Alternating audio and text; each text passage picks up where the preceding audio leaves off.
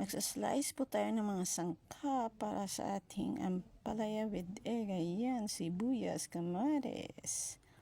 Ayan, para mapabilis. Ayan na ang aking sangkap na hiniwa-hiwa. Ayan.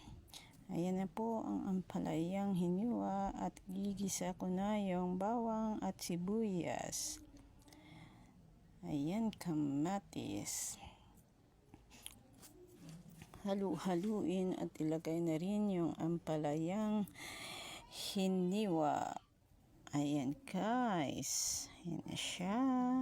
At lagyan ng pampalasa ground pepper. Halu-haluin at lagyan ng binating egg. Ayan na po.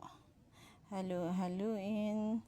At malapit na pong maluto. Ayan, thanks for watching guys. Sarap!